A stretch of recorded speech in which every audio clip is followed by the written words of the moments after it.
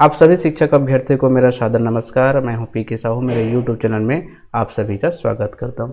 साथियों, आप सभी जो है मेरे जितने भी वीडियो है उसको देख रहे हैं, इसके लिए मैं आप सभी का धन्यवाद और आभार व्यक्त करता हूं।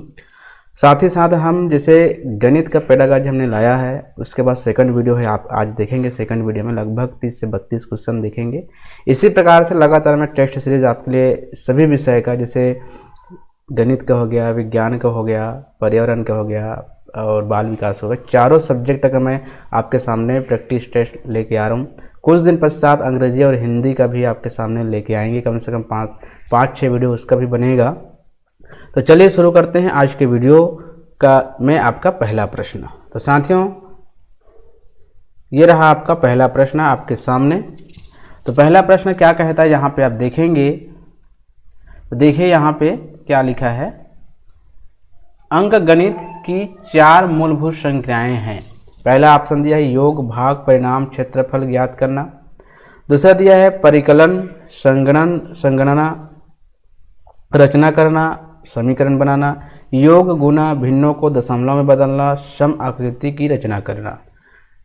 चौथा दिया है योग, वैकलन, गुणा और भाग। देखा जाए तो इसको हम ऋण भी बोल सकते हैं, ठीक है। तो यहाँ पे जितने भी क्रियाएं हो रही है वो किसके कारण से हो रही है? 4 ये जो मूलभूत संक्रियाएं हैं, ऑप्शन नंबर 4 हमारा सही आंसर होगा।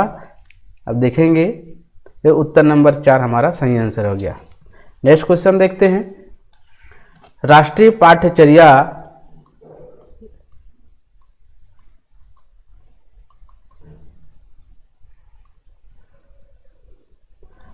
पाठ्यचर्या रूपरेखा 2005 के अनुसार विद्यालय में गणित शिक्षण का संकीर्ण उद्देश्य है।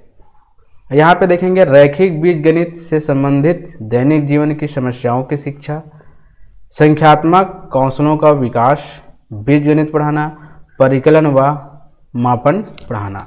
तो साथियों, इसका आंसर क्या होगा? इसका आंसर हो जाएगा ऑप्शन नंबर 2, संख्यात्मक कौशलों का विकास। नेक्स्ट क्वेश्चन देखते हैं। गणित की शिक्षा का मुख्य ध्येय है। गणित जो पढ़ाते हैं उसका मुख्य उद्देश्य क्या है? ज्यामिति के प्रमेयों और उनके प्रमाणों का स्वतंत्र रूप से सृजन करना, विद्यार्थियों को गणित समझने में सहायता करना, उपयोगी क्षमताओं का विकसित करना, बच्चों की गणितीय प्रतिभाओं का विकास करना। तो साथ ही इसका आंसर हो जाएगा ऑप्शन नंबर 4, बच्चों की गणितीय प्रतिभाओं का विकास करना। नेक्स्ट क्वेश्चन देखते हैं। निम्न में से कौन सा खुला अंत वाला प्रश्न है? आप 15 को 3 से गुना किस प्रकार करेंगे? ऑप्शन नंबर 2, कोई 2 संख्याएं लिखिए जिनका गुणनफल 45 हो। ऑप्शन नंबर 3, संख्या रेखा का प्रयोग करते हुए 3 बार 15 का मान ज्ञात कीजिए। 15 गुना 3 का मान ज्ञात कीजिए। साथियों, खुला अंत वाला प्रश्न का मतलब होता है उसका कोई निश्चित नियम नहीं होता है, आप अपने अनुसार उसको हल कर सकते हैं। जैसे यहाँ पे लिखा है 2 संख्याएं लिखिए जिनका गुणन, अब 2 संख्या लिख दिया मतलब 2 संख्याएं केवल 9 और 5 ही हो सकता है जिसका गुणनफल 45 होगा। संख्या रेखा का प्रयोग करते 3 बार 15 का मान ज्ञात कीजिए। अब इसमें संख्या रेखा बोल दिया मतलब संख्या रेखा आपको निकालना ही होगा। 15 गुना 3 को सीधा सीधा गुना करना पड़ेगा, लेकिन यहाँ पे आप 15 को 3 से गुना किस प्रकार से करेंगे?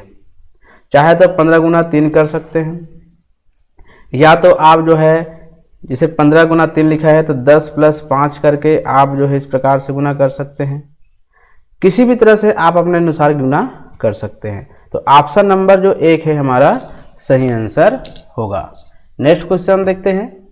यदि एक शिक्षार्थी पूर्णांकों, भिन्नों, दशमलव संख्याओं पर चारों आधारभूत संक्रियाएं संपन्न करने में समर्थ है, चारों संख्याएं संपन्न करने में समर्थ हैं, तो विभाजन अवस्था में है, उपादान अवस्था में है, संक्रियात्मक अवस्था में है या परिणात्मक अवस्था में है? तो साथियों, इसका आंसर हो जाएगा ऑप्शन नंबर 3, संक्रियात्मक अवस्था।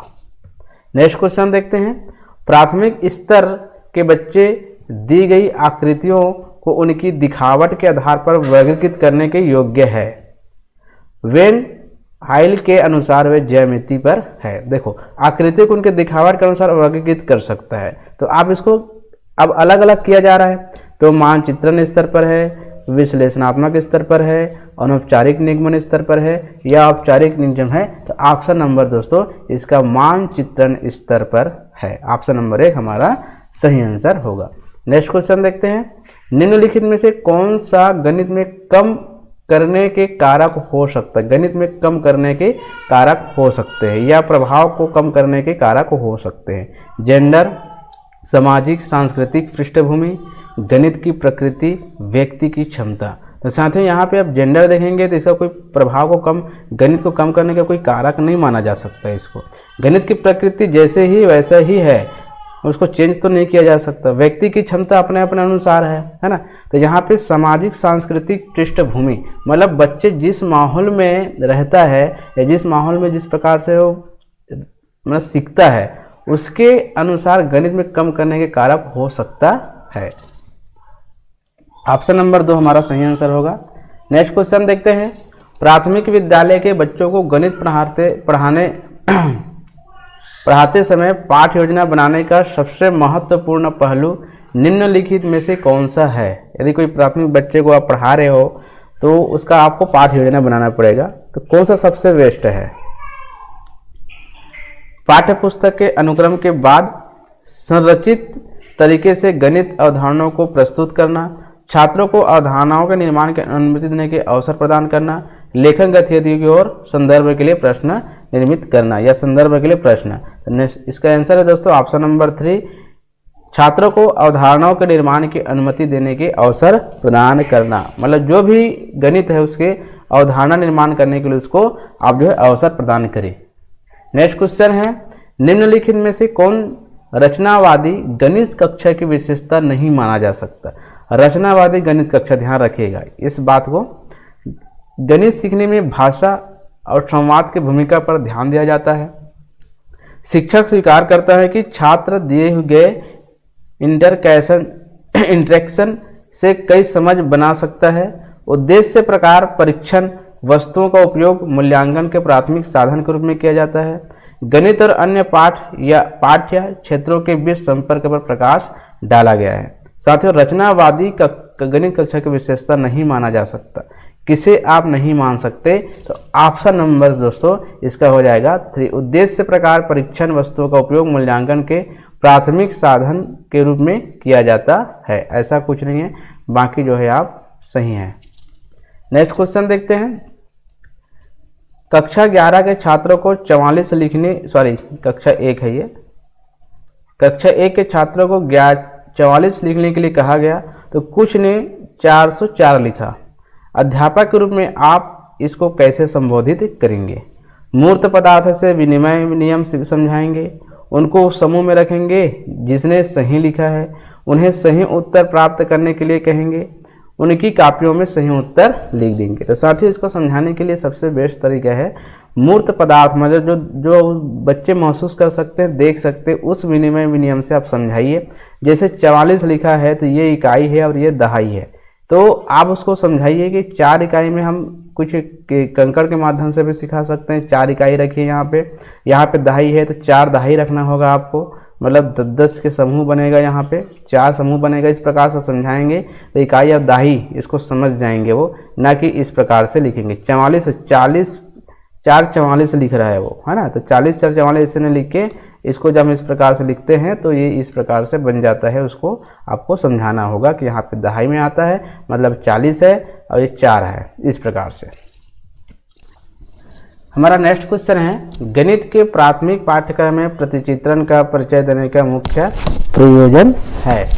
यहाँ पे आप देखेंगे तो त्रिविम विचार क्षमता को प्रोत्साहन देना, अनुपातिक विवेचन को प्रोत्साहन देना, विषय को सरल और रोचक बनाना, संख्याओं की निरस्तता को समाप्त करना। तो साथियों इसका आंसर क्या होगा?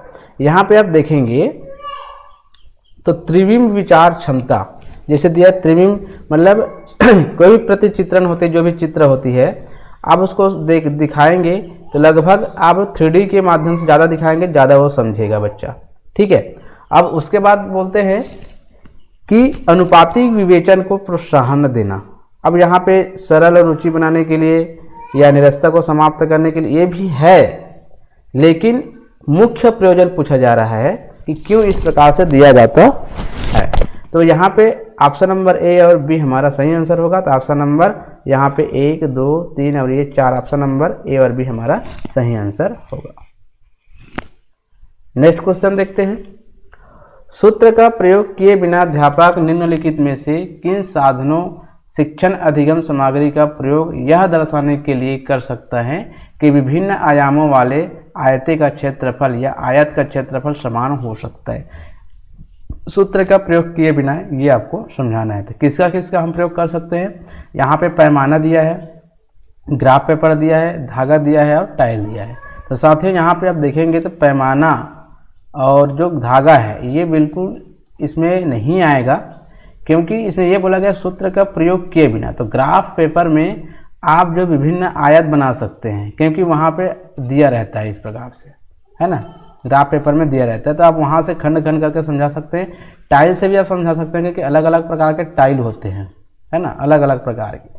तो आप इस प्रकार से आयत का क्षेत्रफल किस प्रकार से समान हो सकता है आप समझा सकते हैं। तो यहाँ पे देखा जाए तो ऑप्शन नंबर जो यहाँ पे साथियों 1, 2, 3 और ये 4 होगा। मेरे से गलती हो गया है, 1, 2, 3 और ये 4 होगा। तो ऑप्शन नंबर यहाँ पे जो दिया हुआ है बी और डी ऑप्शन नंबर 2 हमारा सही आंसर होगा। ठीक है, यहाँ पे साथियों यहाँ पे ये 1 है, 2 है, 3 है और ये 4 है। तो ऑप्शन नंबर 1 हमारा सही आंसर होगा। नेक्स्ट क्वेश्चन देखते हैं। एनसीएफ राष्ट्रीय पाठ्यचर्या 2005 के अनुसार निम्नलिखित में से कौन से विषय प्राथमिक विद्यालय में गणित पाठ्यक्रम का भाग नहीं है। तो साथ ही यहाँ पे 4 ऑप्शन दिए हुए हैं, सममिति, प्रतिरूप, अनुपात और टाइलिंग, जिसे अभी हमने पिछले वीडियो में देखा। तो साथ ही यहाँ पे प्राथमिक में अनुपात नहीं दिया है, सममिति भी दिया है, प्रतिरूप भी दिया है, चौपड़ टाइलिंग वाला भी दिया है। तो ऑप्शन नंबर 3 हमारा सही आंसर होगा। नेक्स्ट क्वेश्चन देखते हैं। यह समझाने के लिए 1/4 1/3 से छोटा है। निम्नलिखित में से कौन सी योजना सबसे अधिक उपयुक्त है। कागज की पट्टियों का प्रयोग, डायनीज बॉक्स का प्रयोग, संख्या चार्ट का प्रयोग, लघुत्तम समवर्तक विधि का प्रयोग। साथ ही ये सब ये दिख रहा है आपको, ये भी मूर्त रूप से आप दिखा सकते हैं संख्या चार्ट का, है ना, लेकिन ये भी अब ये तो बिल्कुल हटके है। यहाँ पे डाइनिंग जो बॉक्स है उससे बेटर आप कागज की पट्टी जैसे इस प्रकार से है ना, 1/4 आप भाग रहे हैं, 1/4 इसको 4 भागों में बांट दीजिए इस प्रकार से, 1, 2, 3, 4। अब इतने ही कागज को आप जो है इस प्रकार से 3 भागों में बांट दीजिए। अब यहाँ पे 1/4 का मतलब होता है 4 में से एक भाग को उसको दिखाइए। ये 1/4 है ये वाला, और 1/3 ये वाला है। तो वो बच्चे समझ जाएंगे कि कौन सा छोटा है कौन सा बड़ा है। तो ऑप्शन नंबर जो 1 है हमारा सही आंसर होगा। नेक्स्ट क्वेश्चन देखते हैं। प्राथमिक कक्षाओं में बच्चों को गणित पढ़ाने के लिए बनाई जाने वाली पाठ योजना का निम्नलिखित में से कौन सा गति महत्वपूर्ण पहलू है।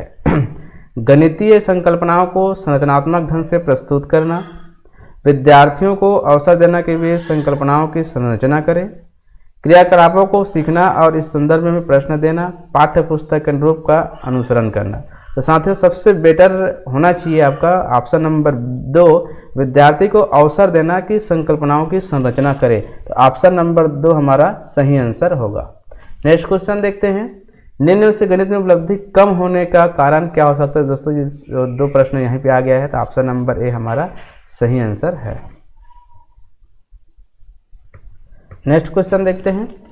निम्नलिखित में से कौन से कथन की सहमति गणित के संरचनात्मक रचनावादी दृष्टिकोण से की जा सकती है। कौन से कथन की सहमति गणित के संरचनात्मक से की जा सकती है। कौन से कथन यहाँ पे देखते हैं। गणितज्ञों से सच्चाई का आविष्कार अपेक्षित होना चाहिए, गणित पूर्णतः विषय परक है, मानदर्शन गणित का महत्वपूर्ण पहलू है, गणित तत्वों के सीखने के बारे में है। तो यहाँ पे आप देखेंगे तो यहाँ पे बोला जाए कथन की सहमति गणित के संरचनात्मक या रचनावादी दृष्टिकोण से की जा सकती है। अब इस दृष्टिकोण से हम देखेंगे तो ये आपको दिख रहा है सच्चाई वाला, ये तो नहीं हो सकता। संरचनात्मक पूर्णतः विषय परक है, मतलब वस्तुनिष्ठ प्रश्न वाला है ना, तो भी नहीं हो सकता। तथ्यों की, गणित के तथ्यों वाले बात है, मतलब सच्चाई वाला, जैसे ये वाला आ गया। उसी प्रकार से मानस दर्शन गणित के महत्वपूर्ण पहलू है, मतलब मानस दर्शन के मतलब होता है प्रत्यक्षदर्शी, मतलब प्रत्यक्ष दर्शन मान कर सकते हो, मतलब प्रत्यक्षीकरण मान सकते हो। प्रत्यक्षीकरण मतलब आपके पास प्रत्यक्ष हर चीज आपके सामने यदि है तो गणित का महत्वपूर्ण पहलू माना जा सकता है। तो ऑप्शन नंबर 3 हमारा सही आंसर होगा। नेक्स्ट क्वेश्चन देखते हैं, निम्नलिखित में से क्या गणितीय तर्कना का सूचक है?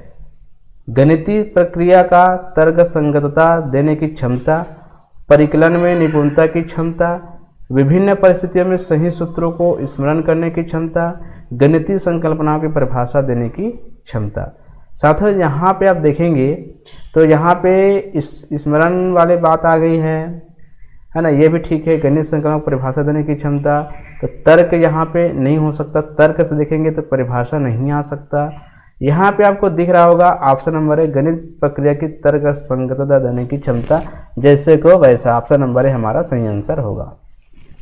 नेक्स्ट क्वेश्चन देखते हैं, प्राथमिक स्तर पर ज्यामिति के अध्यापन के लिए वांछनीय प्रक्रिया पहचानिए। ज्यामिति अध्यापन के लिए अध्यापक को प्रारंभ में सरल आकृतियों की स्पष्ट परिभाषा देनी चाहिए, उदाहरण दिखाने चाहिए।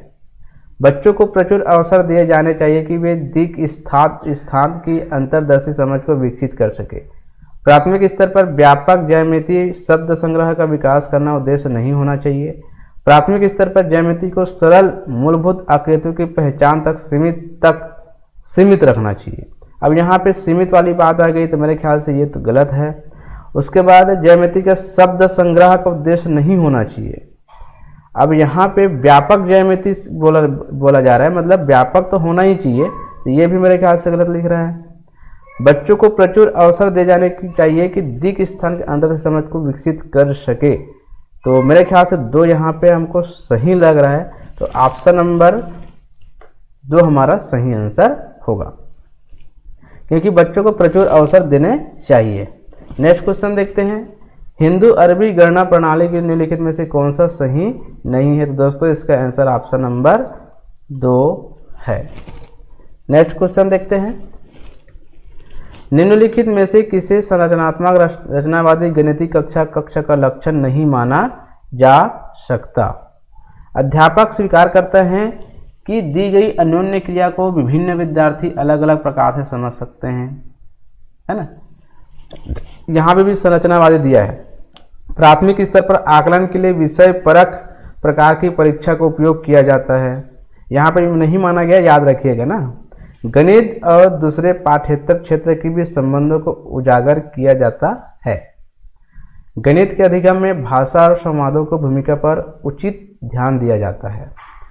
अब यहाँ पे देखो ये भी होता है, ये भी होता है, आप देखते होंगे, और ये भी होता है, लेकिन यहाँ पे क्या लिखा है, प्राथमिक स्तर पर आकलन के लिए विषय परक प्रकार की परीक्षा का प्रयोग किया जाता है। ऐसा नहीं है, केवल वस्तुनिष्ठ प्रश्न नहीं दिया जाता, वहाँ पे अलग अलग प्रश्न भी दिया जाता है। तो ऑप्शन नंबर 2 हमारा इसके हिसाब से सही आंसर होगा। नेक्स्ट क्वेश्चन देखते हैं, निम्नलिखित में से कौन सा क्रियाकलाप बच्चों में त्रिविम समझ को विकसित करने के लिए अधिक उपयुक्त है? मानचित्र पर शहरों का स्थान निर्धारण करना, चंद्रमा के उदय होने का समय लिखना, संख्याओं को संख्या रेखा पर निरूपित करना, बोतल के ऊपरी दृश्य को चित्रित करना। तो साथियों यहाँ पे आप देखेंगे बोतल की ऊपरी क्षेत्र को आप इस प्रकार से करेंगे तो बच्चा आराम से त्रिविम चीज को समझ सकते हैं। तो ऑप्शन नंबर 4 हमारा सही आंसर होगा। यहाँ पे चंद्रमा के उदय होने का समय लिखना दिया है, तो ये नहीं हो सकता। ऑप्शन नंबर 4 हमारा सही आंसर होगा, ऑप्शन नंबर 4।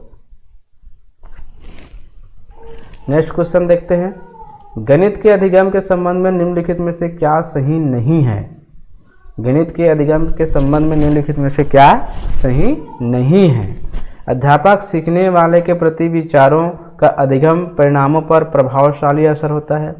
विद्यार्थियों की सामाजिक आर्थिक पृष्ठभूमि का गणित के निष्पादन पर असर होता है। विद्यालय में दिए जाने वाले निर्देशों की भाषा का असर बच्चे गणित के प्रदर्शन पर हो सकता है। गणित में उत्कृष्ट प्रदर्शन की प्रतिभा स्वाभाविक होती है। क्या सही नहीं है? तो यहाँ पे दोस्तों इसका सही आंसर हो जाएगा ऑप्शन नंबर 4। गणित में उत्कृष्ट प्रदर्शन की प्रतिभा स्वाभाविक होती है। उत्कृष्ट प्रदर्शन करना इतना आसान नहीं है, सभी में सब चीज नहीं पाया जाता। तो नेक्स्ट हमारा चौथा आंसर सही है।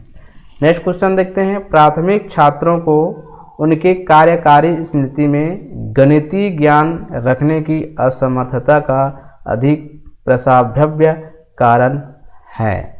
गणितीय ज्ञान का मूल संकेतों पर आधारित है। प्राथमिक छात्र सहसा गणितीय ज्ञान पुनः स्मरण करने में असमर्थ होते हैं। ज्ञान संसाधन करने में छात्रों को कठिनाई होती है।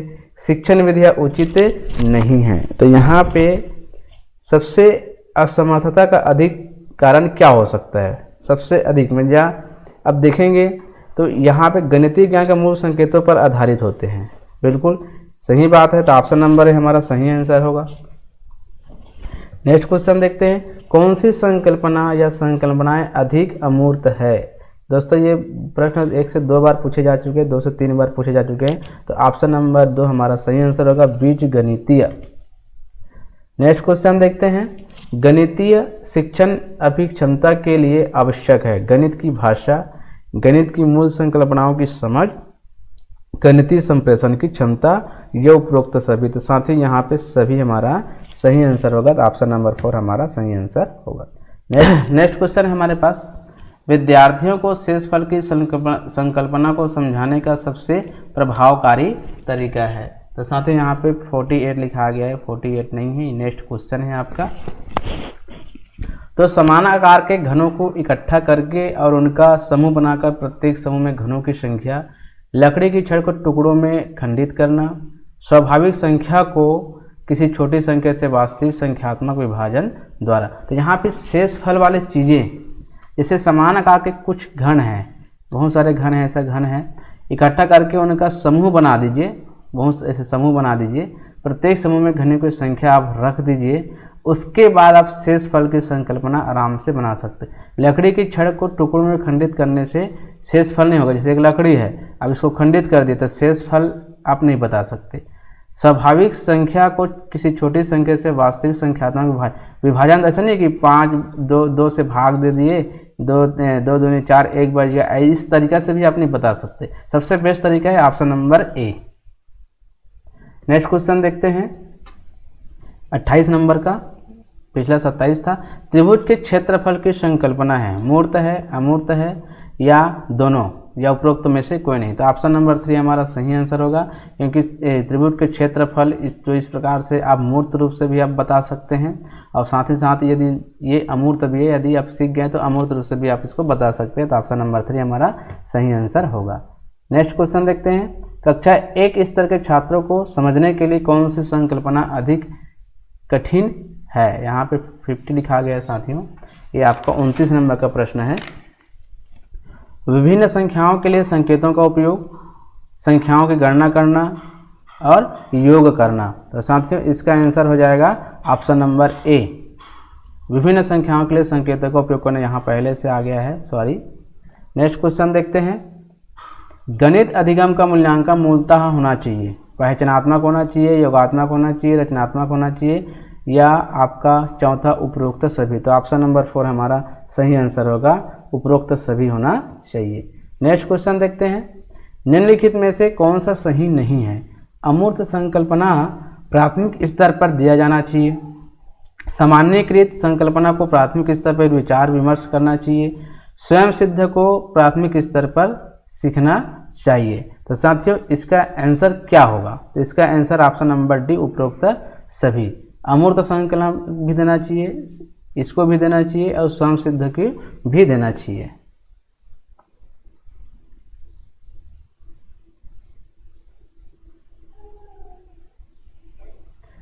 यहाँ पे आप देखेंगे तो अमूर्त संकल्पना भी आप प्राथमिक स्तर पर नहीं दे सकते, है ना। यहाँ पे सामान्यीकृत संकल्पना को प्राथमिक स्तर पर विचार विमर्श नहीं कर सकते, स्वयं सिद्ध वाला भी आप नहीं दे सकते। तो ऑप्शन नंबर 4 हमारा सही आंसर है। नेक्स्ट क्वेश्चन देखते हैं। परिधि की संकल्पना के बारे में किसी छात्र की समझ को एक शिक्षक कैसे मूल्यांकित करेंगे? परिधि है ना, कोई भी त्रिभुज है, सॉरी वृत्त है, उसके चारों ओर का जो भाग है ऊपरी भाग उसको परिधि माना जाता है, या जो भी क्षेत्र जो भी आपके पास वस्तु रहेगी उसकी आवरण को क्या माने जाएंगे हम, परिधि माने जाएंगे।